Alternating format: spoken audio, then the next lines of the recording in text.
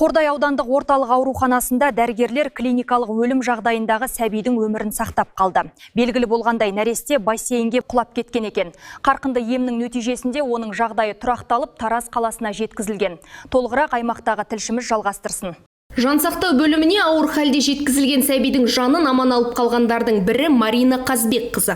Дәрігер аудандық орталық ауруханада жансақтау бөлімінің меңгерушісі болып қызмет атқарады. Медицина саласында 26 жылдық еңбек өтілімі бар маманның басты мақсаты адамдарға көмектесу, денсаулығын сақтау және өмірін құтқару. Ал саланы таңдауға бала кезінде анасының жиі ауырғандығы себеп болған көрінеді. Почему я выбрала профессию врача?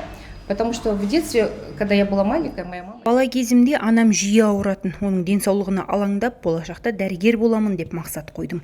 Кез келген дәрігердің мақсаты адамдарға көмектесу, денсаулығын сақтау ғой. Бізде жансақтау бөлімінде дәл осы міндетті күн сайын атқарамыз. Бұл бөлімге науқастардың әртүрлі диагнозбен түсетіні мәлім.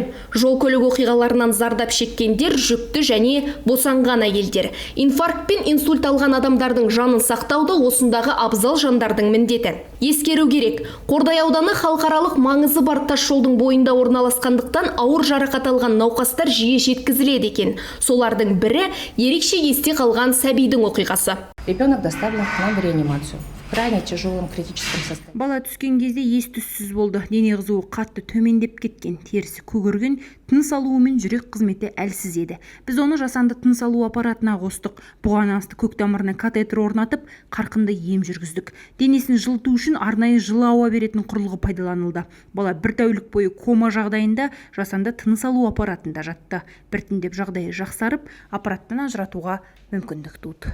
Дәрігерлер көмек көрсеткен соң нәресте өздігінен тыныс алып жұтына бастаған.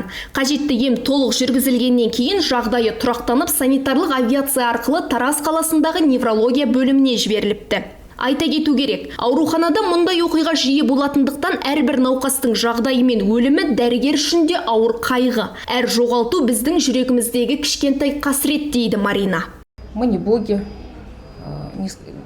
Многих людей даже не удается спасти. Өкінішке қарай жансақтау бөлімінде мұндай жағдайлар жиі кездеседі. Біз құдай емеспіз. Кейбір аурулар емге көнбейді, ал кейбір жарақаттар өмірмен сыйыспайды. Кейде науқастар тіптен дәрігерге кеш жүгінеді. Кей адамдар уақыт өте келе дәрігерлердің жүрегі қатаяды деп ойлайды, бірақ бұл дұрыс емес. Адамның азабына, қайғысына және өліміне үйрену мүмкін емес. Дәрігер әрдайым науқаспен бірге уайымдайды, жанашырлық танытады. Марина Қазбек қызы жас дәрігерлерге ең алдымен еңбекақыны немесе марапатты ойламау керегін еске салады. Егер еммен көмектесу мүмкін болмаса, жылы сөзбен, жақсы қарым-қатынаспен қолдау көрсету қажет, дейді ол. Айгерім Қожабайқызы, Дәулет Акимов, Қордай 24 Ньюс.